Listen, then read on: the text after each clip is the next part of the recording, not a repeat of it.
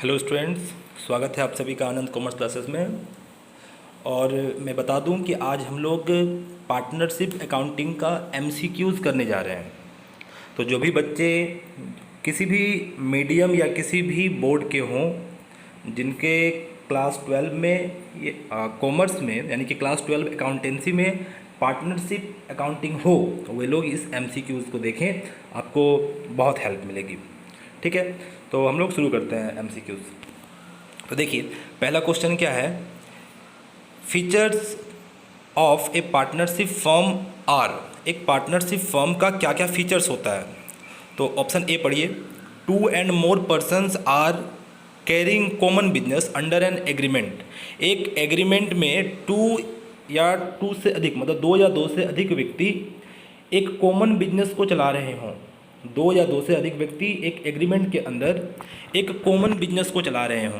क्या ये पार्टनरशिप है? बिल्कुल, ये एक पार्टनरशिप है और ये पार्टनरशिप बिजनेस का ये फीचर है कि 2 या 2 से अधिक व्यक्ति एक कॉमन बिजनेस को एक एग्रीमेंट में चलाएं, एक एग्रीमेंट के अंदर चलाएं। ठीक है, आगे है, they are sharing profits and losses in fixed ratio. क्या वे लोग फिक्स रेशियो में बिजनेस चलाते हैं? बिल्कुल सही, वे लोग फिक्स रेशियो में चलाते हैं, क्योंकि वे लोग पार्टनरशिप डिड बना करके रेशियो को फिक्स कर लेते हैं। नेक्स्ट है, business is carried on by all और any of them acting for all as an agent. क्या वो बिजनेस को वे सब मिलके चलाएंगे या उनमें से कोई एक व्यक्ति जो बाकी सभी पार्टनर्स के लिए काम करेगा वो चलाएगा? तो ये भी एक फीचर्स है पार्टनरशिप एग्रीमेंट, पार्टनरशिप बिजनेस का। और मैं ये सब बातें आप लोगों को पहले वाले वीडियोज़ में बता चुका हूँ, जब मैं फंडामेंटल ऑफ पार्टनरशिप का थ्योरी बता रहा था। तो ये सब के सब सही हैं, मतलब ऑप्शन नंबर डी होगा, ऑल ऑफ द एबव। चलिए अब क्वेश्चन 2 पढ़ते हैं। Following are essential elements of a partnership firm except. नीचे में जो ऑप्शंस दिए हुए हैं बच्चे ABCD, उसमें से कौन कौन से पार्टनरशिप बिजनेस का एसेंशियल एलिमेंट है और उसमें से कौन एक ठो एक्सेप्ट में है, मतलब एक्सेप्शन में है। इसमें से एक ठो कौन एक्सेप्शन है। ठीक है, तो एटलीस्ट 2 पार्टनर। क्या पार्टनरशिप बिजनेस के लिए एटलीस्ट 2 पार्टनर होना चाहिए? तो ये तो सही है, ये एक्सेप्शन में नहीं है। आगे पढ़ते हैं, there is an agreement between all partners. क्या सभी पार्टनर्स के बीच में एग्रीमेंट होना चाहिए? ये भी सही है। Equal share of profit and loss. क्या पार्टनर्स लोगों के बीच में शेयर ऑफ प्रॉफिट इक्वल होना चाहिए? नहीं, ऐसा कोई बाउंडिंग नहीं है कि आपको इक्वल ही करना है। जैसा आप पार्टनरशिप डीड में मेंशन कीजिएगा वैसा ही आपको प्रॉफिट को शेयर करना है। याद है, हम आपको पहले बता चुके हैं कि जब पार्टनरशिप डीड बनाया जाता है तो उसमें सारी बातों को लिखा जाता है कि किसको सैलरी मिलना है, किसको कमीशन मिलना है। तो उसी में ये भी लिखना होता है कि आप प्रॉफिट और लॉस को किस तरह से बांटेंगे पार्टनर्स के बीच में। तो ये इक्वली ही बांटना है ऐसा ज़रूरी नहीं है, आप किसी भी रेशियो में बांट सकते हैं। मतलब जो रेशियो पार्टनरशिप डीड में लिखा हुआ है उस रेशियो में बांटना है। तो ये वाला आपका गलत है और यही आपका एक्सेप्शन में है, मतलब ऑप्शन नंबर सी हो जाएगा। ठीक है, चलिए आगे का क्वेश्चन की तरफ मूव करते हैं। ठीक है, क्वेश्चन नंबर 3 देखिए, in case of partnership the act of any partner. Partnership case में कोई भी एक पार्टनर का एक्ट का इफेक्ट क्या निकलता है। एक्ट का मतलब यहाँ पे कि कोई भी एक पार्टनर जो कुछ भी करेगा बिजनेस में उसका प्रभाव क्या निकल कर आएगा। तो ऑप्शन ए में है बाइंडिंग ऑन ऑल पार्टनर्स। क्या उस एक व्यक्ति का, एक पार्टनर का एक्ट का यानी कि काम का प्रभाव क्या बाकी सभी पे भी पड़ेगा? तो पहला में लिखा हुआ है बाइंडिंग ऑन ऑल पार्टनर्स, सभी पे पड़ेगा। ठीक है, ये ऑप्शन ए में लिखा हुआ है। ऑप्शन बी में लिखा हुआ है binding on that partner only, सिर्फ उसी पार्टनर के ऊपर प्रभाव पड़ेगा जो कुछ कर रहा है। आगे है binding on all partners except that particular partner, कि जो पार्टनर कुछ एक्ट किया है उसको छोड़कर बाकी सब पे प्रभाव पड़ेगा। और डी में है नन ऑफ द एबव। अब आप इसको एक एग्जांपल से समझिए तो ज़्यादा समझ में आएगा।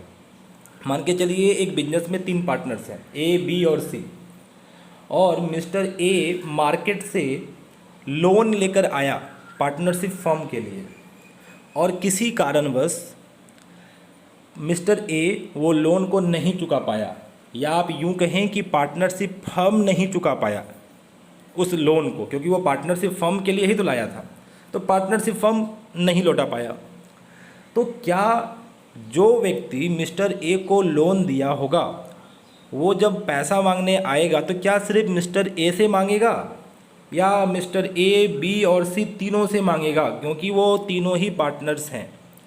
तो इसका जवाब ये है कि वो ना मिस्टर ए से मांगेगा ना मिस्टर बी और सी से मांगेगा, वो मांगेगा पार्टनरशिप फर्म से, उन तीनों का जो फर्म है।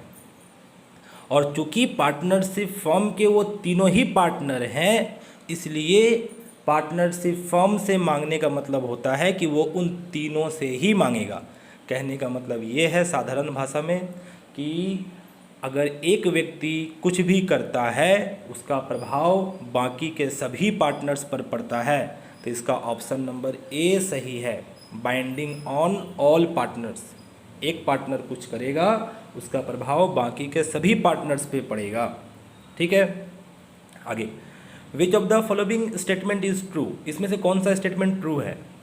ठीक है, पढ़ते हैं, देखिए, a minor can not be admitted as a partner. Minor का मतलब क्या होता है पता है बच्चे? माइनर का मतलब होता है एक ऐसा व्यक्ति जिसका अभी तक 18 ईयर्स नहीं हुआ हो। तो क्या एक ऐसा व्यक्ति जिसका 18 ईयर्स नहीं हुआ है उसको हम पार्टनरशिप में एडमिट नहीं कर सकते हैं क्या? तो ये गलत है, ये फॉल्स है। हम कर सकते हैं, एक माइनर व्यक्ति को भी पार्टनरशिप में पार्टनर के रूप में एडमिट किया जा सकता है, तो वो रॉन्ग है। आगे पढ़ते हैं, a minor can be admitted as a partner only into the benefit of the partnership, ये सही है। आप जब भी पार्टनरशिप बिजनेस में एक पार्टनर को एडमिट करेंगे, माइनर पार्टनर को करेंगे, तो वो सिर्फ प्रॉफिट का भागीदारी होता है, लॉस का नहीं। अगर बिजनेस प्रॉफिट करेगा तो आपको देना होगा उस माइनर पार्टनर को, लेकिन अगर बिजनेस लॉस करता है तो वो लॉस में उसका कोई शेयर नहीं बनता है। तो ये ऑप्शन सही है, बी नंबर। सी भी पढ़ लेते हैं, चलिए देखिए आगे। A minor can be admitted as a partner but his right and liability are same of adult partner. बोला जा रहा है कि एक माइनर पार्टनर को एडमिट तो कर सकते हैं, मगर उसका जो राइट होगा और जो लाइबिलिटी होगा वो एडल्ट पार्टनर के जैसा ही होगा। एडल्ट पार्टनर का मतलब वैसा पार्टनर जिसका 18 ईयर्स हो गया है। तो क्या 18 ईयर्स जिसका हो गया है उसके जैसा ही सब कुछ इसका भी होगा, राइट भी और लाइबिलिटी भी? नहीं, ऐसा कुछ नहीं है। लाइबिलिटी नहीं होगा उसका। अगर लॉस होता है तो माइनर पार्टनर का लॉस नहीं होगा। ठीक है, तो ऑप्शन नंबर बी सही है। आगे बढ़ते हैं, क्वेश्चन नंबर 5 में आ जाइए। चलिए क्वेश्चन नंबर 5 पढ़ते हैं। Ostensible partners are those. अच्छा, ये मैं पहले बता दूं कि ऑस्टेंसिबल पार्टनर्स क्या होता है।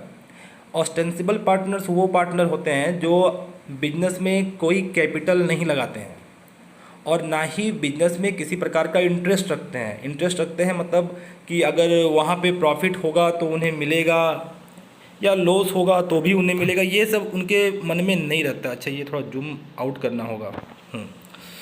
ठीक है, तो बिजनेस का प्रॉफिट या लॉस में जिनका कोई हिस्सेदारी नहीं होता है, ना ही वो लोग अपना कोई कैपिटल लगाते हैं बिजनेस में, लेकिन अपना नाम देते हैं बिजनेस को, उसको बोलते हैं ऑस्टेंसिबल पार्टनर्स। तो देखिए ये कहाँ लिखा हुआ है, ऑप्शन नंबर ए पढ़ते हैं। Do not contribute any capital but get some share. यहाँ तो लिख दिया गया गेट सम शेयर, प्रॉफिट मिलेगा, तो ये तो होगा नहीं। Contribute less capital but get equal profit, यहाँ भी प्रॉफिट मिलने का बात हो रहा है, तो ये भी होगा नहीं। ऑप्शन नंबर सी पढ़िए, do not contribute any capital, कोई कैपिटल नहीं लगाएंगे, ठीक है। Without having interest any interest in the business, business में किसी प्रकार का कोई इंटरेस्ट नहीं, मतलब ना उनको प्रॉफिट चाहिए ना उनको लॉस चाहिए, ये सही है। Lend their name to the business, अपना नाम देते हैं बिजनेस में, ये सही है, ऑप्शन नंबर सी बच्चे। चलिए 6 में आते हैं। स्लीपिंग पार्टनर्स आर दो, ये तो मैं आपको बताया था पुराने क्लास में। स्लीपिंग पार्टनर्स कौन होते हैं? जो बिजनेस में एक्टिव रोल नहीं देते हैं। बिजनेस में एक्टिव रोल नहीं देते हैं, इसका मतलब होता है कि वो बिजनेस में सिर्फ कैपिटल लगा देंगे मगर बिजनेस में काम करने नहीं आएंगे। और जब बिजनेस में प्रॉफिट या लॉस होगा तो उसको शेयर करने आ जाएंगे। होते हैं कुछ पार्टनर्स जो सिर्फ पैसे लगाते हैं, बिजनेस में काम नहीं करते हैं, उसको बोला जाता है स्लीपिंग पार्टनर्स। और ये मैं आपको पहले बता चुका हूँ, ठीक है। तो पढ़िए कहाँ लिखा हुआ है, टेक एक्टिव पार्ट। यहाँ तो लिखा हुआ है टेक एक्टिव पार्ट, तो एक्टिव पार्ट तो वो लोग कर लेते ही नहीं है, तो ये रॉन्ग हो गया। Do not take active part, ये सही है। Any part in conduct of the business but provide capital, मगर कैपिटल लगाएंगे। And share profit and loss in the agreed ratio, ये सही है, बी नंबर। वे लोग बिजनेस में एक्टिव पार्ट नहीं देते हैं, बस कैपिटल लगाते हैं और प्रॉफिट या लॉस को शेयर करते हैं। तो ऑप्शन नंबर बी सही है, ठीक है। सी भी पढ़ लेते हैं और डी भी पढ़ लेते हैं। टेक एक्टिव पार्ट, ये तो पहले ही गलत हो गया, काट दीजिए। यहाँ पे है do not take active part in conduct of the business and contribute no capital, capital भी नहीं लगाते हैं, तो ये तो गलत हो गया। मतलब आपका बी नंबर ऑप्शन सही है, ठीक है। चलिए आगे बढ़ा जाए, क्वेश्चन नंबर 7 में आइए। The relation of partner with the firm is, एक पार्टनर का अपने फर्म के साथ क्या रिलेशन होता है। तो पार्टनर का फर्म के साथ बच्चे ऑनर और एजेंट का रिलेशन होता है, मतलब एक मालिक और एक नौकर, ठीक है। मालिक कौन होते हैं, पार्टनर्स, ठीक है। चलिए आगे बढ़ा जाए, ये तो आसान क्वेश्चन था और इसके बाद तो और भी आसान आसान क्वेश्चन आ रहे हैं बच्चे, इसको देखिए क्या है। चलिए क्वेश्चन देखा जाए 8 number, what should be the minimum number, एक पार्टनरशिप के लिए मिनिमम कितने परसेंट चाहिए। 2, क्योंकि एक तो होना ही नहीं है, एक होगा तो वो सोल प्रोप्राइटरशिप बिजनेस हो जाएगा। कम से कम 2 व्यक्ति चाहिए तब तो पार्टनरशिप फर्म बनेगा, तो मिनिमम नंबर होता है 2। अच्छे से याद रखिए, मोस्ट इंपॉर्टेंट क्वेश्चन है। Number of partners in A partnership firm may be का मतलब क्या होता है कि हो सकता है। एक पार्टनरशिप में कितना पार्टनर हो सकता है, मैक्सिमम 2, क्या 2 ही होंगे क्या, मैक्सिमम 10, मैक्सिमम 100 या मैक्सिमम 50, कितना होता है बोलिए फटाफट। ऑप्शन होगा बच्चे मैक्सिमम 50। एक पार्टनरशिप में अधिक से अधिक 50 पार्टनर्स हो सकते हैं, ठीक है। 10 नंबर में आइए, लायबिलिटी ऑफ पार्टनर इज, एक पार्टनर का लायबिलिटी क्या होता है। इसको समझने से पहले आप मेरा एक एग्जाम्पल समझिए। मान के चलिए फिर से 3 पार्टनर हैं, ए, बी और सी। ए और बी ने बहुत कम पैसा लगाया था, लेट्स से 10,000 एंड 10,000, जबकि बी ने लगाया था पूरा 1 लाख और वो बिजनेस डूब गया। मार्केट में बहुत ज़्यादा मान के चलिए कि कर्ज हो गया और इसलिए बिजनेस डूब गया। तो कर्ज वाला जो कर्ज दिया था बिजनेस को, वो तो पैसा लेने आएगा। अब आप ये मान के चलिए कि ए और बी जो कि कम पैसा लगाया था, उसने कह दिया भाई मेरे पास पैसा नहीं है, अब आपको जो करना है कीजिए, मेरे पास पैसा है ही नहीं। और मिस्टर सी, उसके पास बहुत पैसा है, तो क्या जो कर्जदार थे वो सी से अपना सारा वसूल करेंगे पैसा? बिल्कुल करेंगे बच्चे। उनको जिनके पास भी पैसा मिलेगा वो उससे अपना पैसा वसूल करेंगे। ऐसा नहीं है कि सी बोल दे कि भाई मैंने तो कर्ज लिया नहीं था, ए भी लिया था, ए बी से समझो, ऐसा नहीं होगा। तीनों पार्टनर्स का लायबिलिटी अनलिमिटेड होगा, मतलब पार्टनरशिप में पार्टनर्स लोगों का लायबिलिटी अनलिमिटेड होता है। कोई भी पार्टनर अगर फेल हो जाए पैसा चुकाने से, तो रिमेनिंग पार्टनर के ऊपर, बचा हुआ पार्टनर के ऊपर ये लायबिलिटी आ जाता है अपने आप, और उसको सारा पैसा चुकाना पड़ता है, ठीक है। तो सभी का लायबिलिटी क्या है? अनलिमिटेड। बी नंबर आप टिक कर लीजिए, ठीक।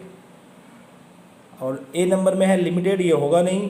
डिटरमाइंड बाय कोर्ट, कोर्ट तय करेगा, ये भी गलत है। और डिटरमाइंड बाय पार्टनरशिप एक्ट, ये भी गलत है। अनलिमिटेड लायबिलिटी होता है सबका, ठीक है। चलिए आगे बढ़ा जाए, क्वेश्चन नंबर 11 में आइए फटाफट। Which one of the following is not an essential feature of partnership, इसमें से कौन सा पार्टनरशिप का एक फीचर नहीं है?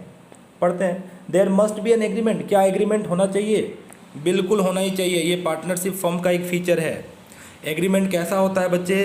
दो तरह से, एग्रीमेंट दो तरह से हो सकता है, ठीक है। एक मिनट थोड़ा रुक जाइए, मेरा फ़ोन, हाँ एक मिनट, चलिए ठीक हो गया। एग्रीमेंट दो तरह से हो सकता है। कैसा कैसा होगा एग्रीमेंट? एक होगा या तो ओरली, ठीक है, मैं सिर्फ ओ लिख रहा हूँ, लिखने में बहुत प्रॉब्लम हो रहा है, या तो ओरली या तो रिटन, यानी सिर्फ मुंह से बोलकर या तो फिर लिख कर, दो तरह से हो सकता है। तो ये फीचर है, ठीक है। There must be a business, एक बिजनेस होना चाहिए, बिल्कुल पार्टनरशिप तो एक बिजनेस ही होता है, ठीक है। ऐसा थोड़े है कि वो आपका चैरिटेबल इंस्टीट्यूट है जो आपको सिर्फ सेवा देने के लिए किया गया, नहीं, उनका पार्टनरशिप का मेन मोटिव क्या होता है?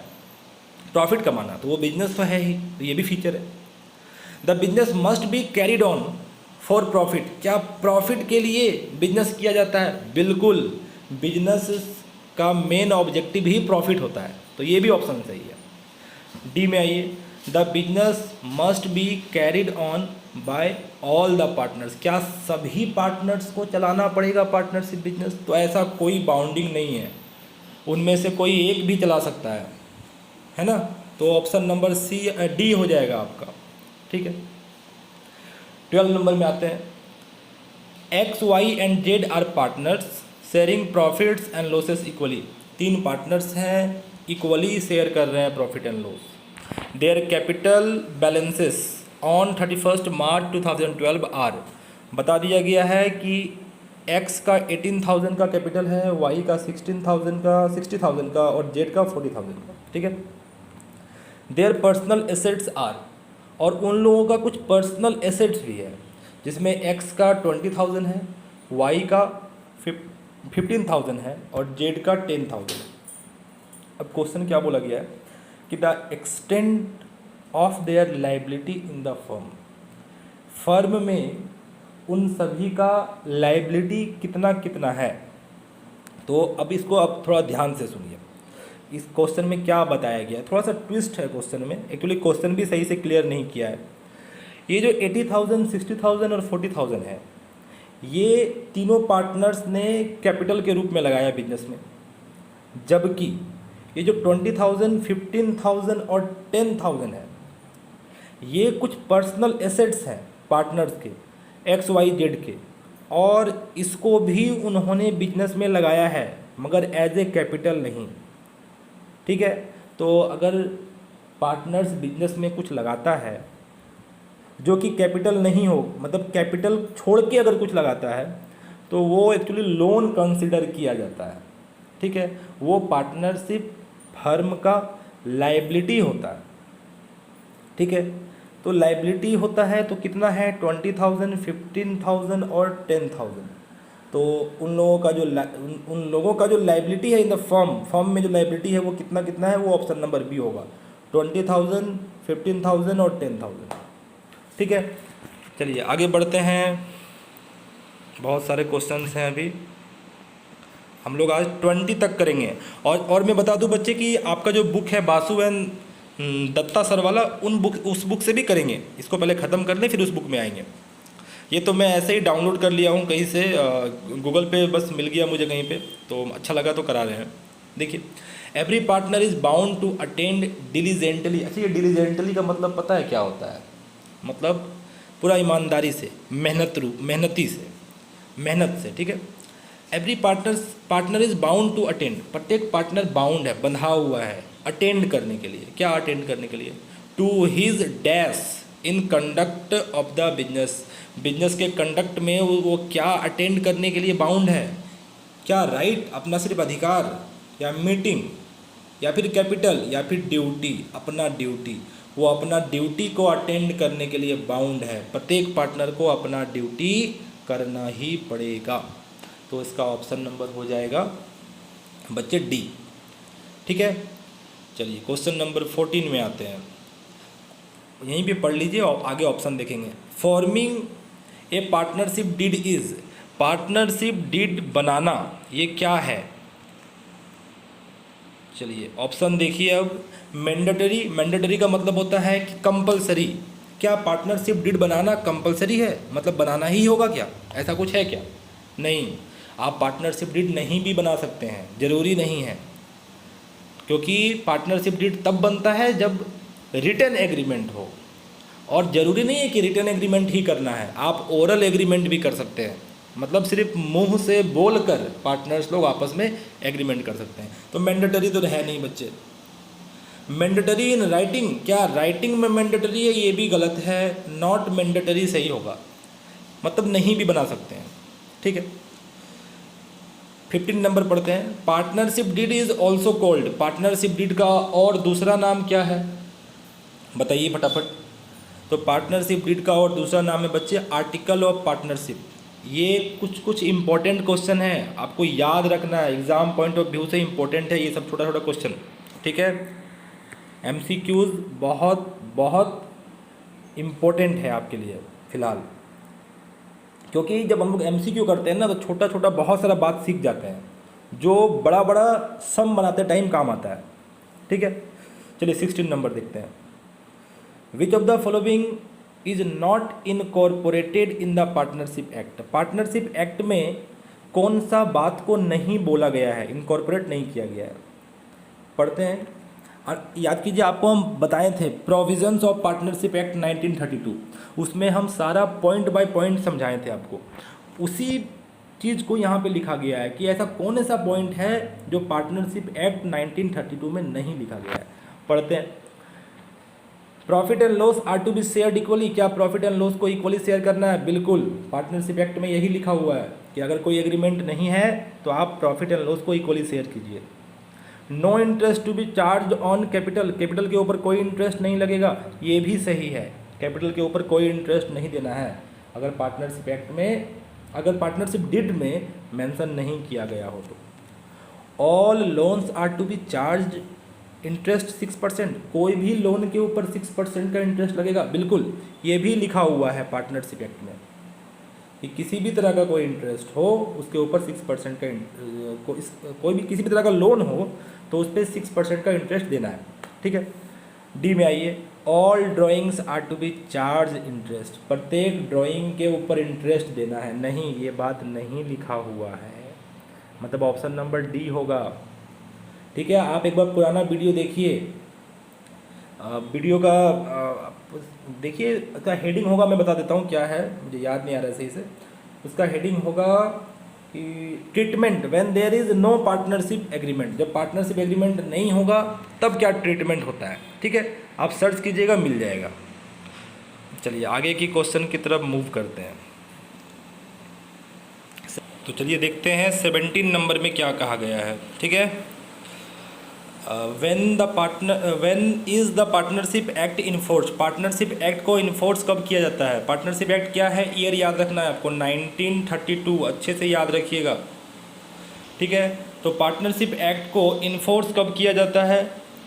पार्टनरशिप एक्ट को इन्फोर्स किया जाता है तब जब पार्टनर्स लोगों के बीच में कोई पार्टनरशिप एग्रीमेंट ना हो, मतलब पार्टनर्स लोगों के बीच में कोई भी पार्टनरशिप डीड अगर नहीं होता है तो पार्टनरशिप एक्ट को इन्फोर्स कर दिया जाता है, मतलब ऑप्शन नंबर ए सही है। जब पार्टनर लोगों ने कोई एग्रीमेंट ही नहीं बनाया है तो उस स्थिति में क्या किया जाए?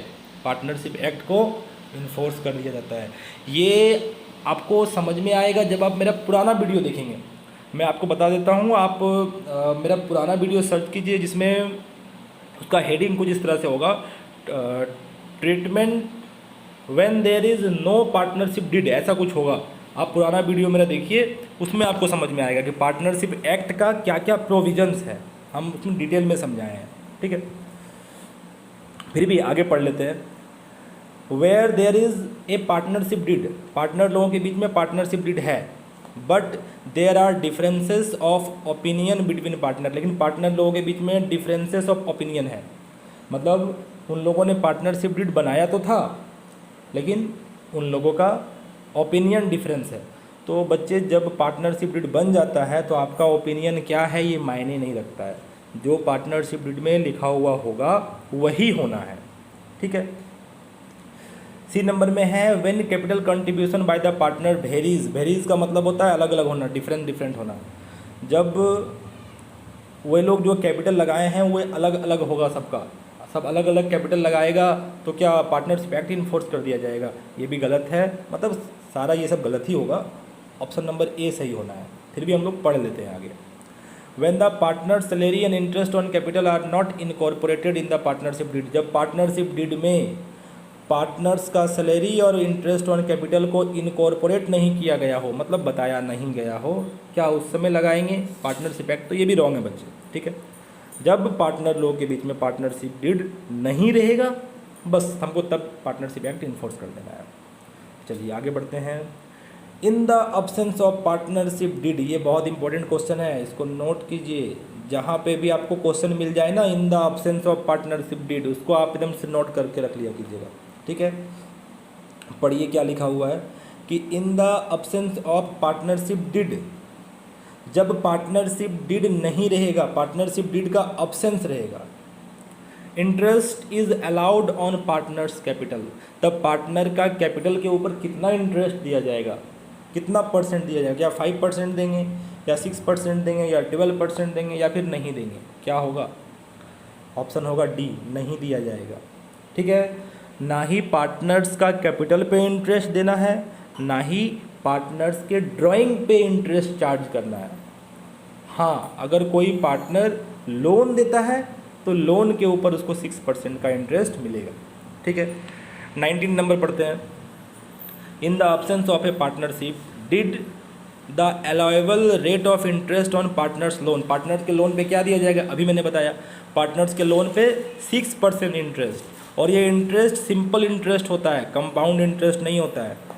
तो 6% इंटरेस्ट। अच्छा, यहाँ पे देखिए बच्चे, 6% दो बार लिखा है, 6% सिंपल इंटरेस्ट, और दूसरा में लिखा हुआ है 6% पर अनम सिंपल इंटरेस्ट। कौन सा सही होगा? ऑप्शन नंबर बी सही होगा बच्चे, पर अनम। इसका मतलब पता है क्या होता है? मैं आपको समझा रहा हूँ एक एग्जाम्पल से, समझिए। मान के चलिए एक पार्टनर मिस्टर ए अपना पार्टनरशिप फर्म में 10,000 रुपये लोन दिया है, 10,000 लोन, ठीक है। और इंटरेस्ट जो है वो 6%, ये ऑप्शन ए सुनिएगा, 6% है, बस 6% है, ये बताया नहीं है पर अनम है। उस केस में पता है क्या होगा? जो उसने 10,000 का जो लोन दिया है ना, इसके ऊपर सीधा सीधा 6% चार्ज कर दिया जाएगा। ये पूछा भी नहीं जाएगा कि ये इंटरेस्ट किस तारीख को दिया गया था, किस डेट में दिया गया है, ठीक है। और अगर पर अनम लिखा रहे ना, तो पर अनम में क्या होता है कि जब से लोन दिया गया है तब से चार्ज होता है, आपको मंथ काउंट करना पड़ता है जब पर अनम लिखा होता है तो, ठीक है। तो अभी आपका ऑप्शन हो जाएगा बी नंबर, पर अनम, 6% पर अनम। सॉरी, मैंने उसमें टिक कर दिया, माय मिस्टेक। 19 नंबर में होगा 6% पर अनम, ठीक है, ये ऑप्शन नंबर बी। और अब हम लोग एक आखिरी क्वेश्चन करेंगे, आज के लिए इतना ही। अब अगले वीडियो में हम लोग जाएंगे इसके बाद, ठीक है। एक आखिरी क्वेश्चन किया जाए, question number 20। A and B are partners in a firm without any agreement, पहले ही लिख दिया है, कोई एग्रीमेंट उन लोगों के बीच में नहीं है, मतलब पार्टनरशिप डीड नहीं है। ए हैज़ गिवन लोन 50,000, 50,000 रुपये का लोन दिया है, कितना परसेंट इंटरेस्ट लगेगा बच्चे? 6%, याद रखना। At the end of the year loss was incurred, एक तो लॉस हो गया बिजनेस में, ठीक है। Following interest may be paid to A by the firm, जो ए को क्या इंटरेस्ट मिलेगा फर्म के द्वारा? पहले लिखा हुआ है 5%, तो 5% का तो कहीं कॉन्सेप्ट ही नहीं है, गलत हो गया। 6% पर अनम, 6% पर मंथ मैंने सिखाया नहीं है, छोड़ दीजिए। डी ऑप्शन है कि as there is a loss, क्योंकि लॉस है बिजनेस में, है ना, यहाँ पर लॉस देखिए, लॉस बताया गया, तो चूंकि बिजनेस में लॉस हो गया है इसलिए इंटरेस्ट नहीं दिया जाएगा, एकदम गलत। ऑप्शन नंबर बी सही है। आपको मैं बताया था, एक होता है एप्रोप्रिएशन ऑफ प्रॉफिट, एक होता है चार्ज अगेंस्ट प्रॉफिट, और जो इंटरेस्ट ऑन लोन है ना, वो चार्ज अगेंस्ट प्रॉफिट का आइटम है। मैं अब की वाला वीडियो में डिफरेंसेस कराऊंगा, उसमें ये भी मैं करा दूंगा कि चार्ज अगेंस्ट प्रॉफिट और अप्रोप्रिएशन ऑफ प्रॉफिट में क्या क्या डिफरेंसेस है मैं बताऊंगा आने वाला वीडियो में। अभी आप सिर्फ इतना सुन लीजिए कि इंटरेस्ट ऑन लोन होता है चार्ज अगेंस्ट प्रॉफिट, और चार्ज अगेंस्ट प्रॉफिट का मतलब होता है डियर स्टूडेंट कि ऐसा आइटम जिसमें आपको खर्च करना ही है, आपके बिजनेस में प्रॉफिट है या लॉस है उससे कोई फ़र्क नहीं पड़ता है। एक पार्टनर ने लोन दिया, मेरे बात को सुनिए, एक पार्टनर ने लोन दिया बिजनेस में, तो क्या वो लोन के ऊपर इंटरेस्ट नहीं लेगा क्या? वो लोन के ऊपर इंटरेस्ट लेगा ही लेगा, बिजनेस में प्रॉफिट हो या लॉस हो। तो ऐसा आइटम को जिसके ऊपर ये प्रभाव नहीं पड़ता है कि बिजनेस में प्रॉफिट है या लॉस है, जो खर्च होता ही होता है, वह सब आइटम कहलाता है चार्ज अगेंस्ट प्रॉफिट। और बाकी का सभी आइटम जो तभी खर्च होगा या तभी डिस्ट्रीब्यूट होगा जब बिजनेस में प्रॉफिट होगा। जैसे एग्जांपल, बिजनेस में प्रॉफिट होगा तभी पार्टनर्स लोगों को शेयर मिलेगा, या प्रॉफिट नहीं होने पे भी आप शेयर और प्रॉफिट दे देंगे? जाहिर सी बात है प्रॉफिट होगा तभी मिलेगा। तो जो प्रॉफिट है यानी जो शेयर ऑफ प्रॉफिट है वो एप्रोप्रिएशन ऑफ प्रॉफिट का आइटम है। ठीक है, और भी सिंपल लैंग्वेज में बोल रहा हूँ कि प्रॉफिट एंड लॉस अकाउंट में जो कुछ भी आता है वो सब चार्ज अगेंस्ट प्रॉफिट है, और profit and loss appropriation account में जो कुछ भी आता है वो एप्रोप्रिएशन ऑफ प्रॉफिट है। ठीक है, तो आज बच्चे यहीं तक रहने देते हैं। इसके बाद और भी है इसमें एमसीक्यूज़, और फिर बुक वाला एमसीक्यूज़ भी है, वो भी करवाना है। तो आने वाले वीडियो में हम लोग ऐसा करेंगे, उसको भी कंप्लीट करेंगे। और कुछ मैंने देखा बुक में कि कुछ सम भी हैं जो बचा हुआ है। ठीक है, जैसे वो वाला था, एडजस्टमेंट एंट्री वाला था, और कुछ डिफरेंसेस हैं, कुछ थ्योरीज भी हैं जो मुझे करानी है। तो आने वाला वीडियो में बच्चे मैं ये सब कराऊंगा, क्योंकि वीडियो का लेंथ बहुत ज़्यादा बढ़ जाता है। ठीक है, तो आप फ़िलहाल मेरे पुराने वीडियोज़ को देखिए और उसी से सवाल वगैरह बनाइए।